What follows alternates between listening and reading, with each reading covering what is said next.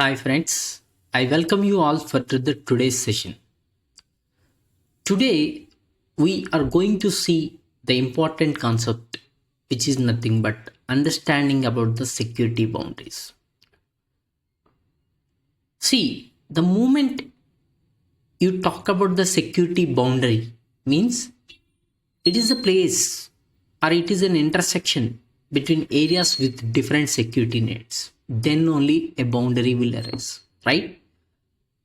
So, security boundary, the concept, the moment you decide, it is about discussing how the security needs are varies across the different intersecting at the point of intersection.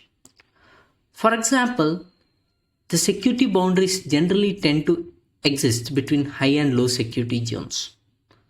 Let's say in the technical terminology, we can consider that LAN is one level of security boundary, whereas internet is another kind of security requirement boundary. So the meeting intersection is a one kind of a boundary, right? So this is always security boundary exist between one high and low security zones. It is one point we have to remember. And having knowledge about this intersection point is very essential to understand and to implement the effective security barriers.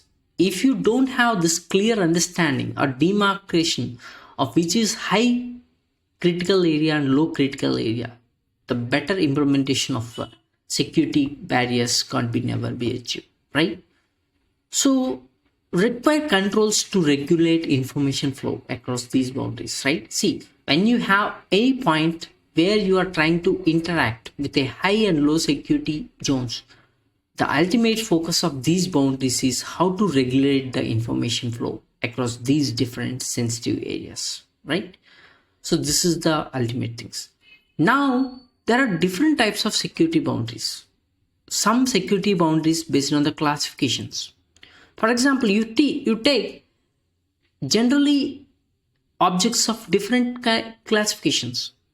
So based on the object type and that whether that really that object is entitled by the corresponding subject to access, so there are some policies will be defined. For example, there is, let's say in the data itself we have different data like top secret, secret, private, and let's say that public. So you understand like top secret is a kind of objects which are entitled to access by a top secret clearance subject, right? This is one type of thing which we call it as classification based of implementation of security boundaries. And other types of security boundaries, they comes in the physical and logical. And you know that physical security boundaries are different from the logical implementation of security boundaries. They are different, and the perspective of implementation should be different. It has to be dealt totally different way.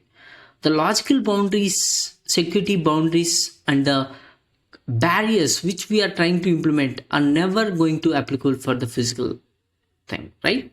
And the policy integration, this both physical and logical whatever may be, they have to be complete. The both must be addressed, and for a complete security infrastructure it has to be there in the policy such that both physical and logical security is properly being ensured.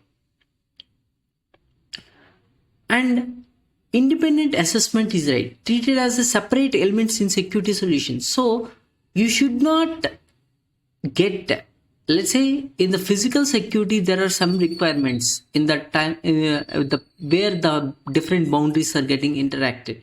So the same requirement could not be relevant for the logical. So each and every requirement in terms of physical implementation and logical implementation of these barriers has to be properly dealt. So they have to be treated separate elements instead of treating them both as a same things, right? So defining security boundaries, so clearly mark the perimeter between protected and unprotected area. If you want to implement any kind of solution, the first thing is demarcate, which is a security requirement area which is not that much of requirement is required, then you can clearly keep the right barrier at the right point of requirement. And the policies must specify where the controls start and ends. See, there is a sensitive zone where you need to think where the protection has to begin and where the protection has to end when it is meeting another sensitive area, right?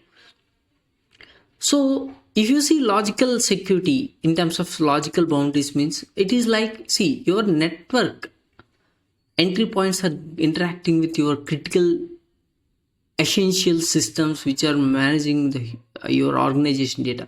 So those are the legally managed devices and services which need to be protected. So those we call it as logical boundaries, right? So that is the area where the sensitive data and the devices which are being kept and this thing. So those are electrically connected, right? So those are the devices where the electric based communications are there. So you have to decide the logical boundaries, right? And unauthorized access is restricted. And you can notify that if someone is going to access this sensitive area, which is interfering with your devices and services, which are not properly, which are never should be accessed by anyone just like that, then you should give a prompt notification to the end user. If someone is going to cross this limit, they are legally bound to take action against them. So that clarity has to be brought in that. Coming to the physical security perimeter, see, the places where you take the logical boundary security, logical security requirements comes, definitely for them you have to take the physical security thing, right? So this is we call it as physical security area as the organization's legal responsible area. So anything within the premises, it is the responsibility of the organization. So that could be office walls, building, fenced area. It could be, these are the various ways the security perimeter can emerge such that your organization is liable for the activities within those premises. So marked with warnings against unauthorized access and legal consequences. So people should bring knowledge. If this physical security parameter, if you are not authorized and you are trying to cross, you will be punishable, right? And the implementing security controls is one of the important things. So assess each environment separately and define the security boundaries separately. You should not mix physical security and the logical security, right? You completely kept a different process of understanding what are the requirements, right? And remember like that, the security controls should be always cost effective and they should be efficient in the terms of security. So if you try to bring the good security but which is not cost effective, it does not meet the ultimate goal of the business, right? So balancing protecting cost against the value of the assets. If let's say simple example, you have a diamond and you have a pizza. So the diamond is an asset which is required more protection compared to the just pizza, right? So you should understand what is the value of the asset such that rightful protection can be taken proportionate to the value of the asset. If you are going to take any security control which is going beyond the value of the actual asset value, it does not make sense, right? You should keep much focus on these areas, right? Thank you for today's session for listening. And next we are going to see about the governance. The governance is one of the important topic in the security and we'll see in the next session. Thank you.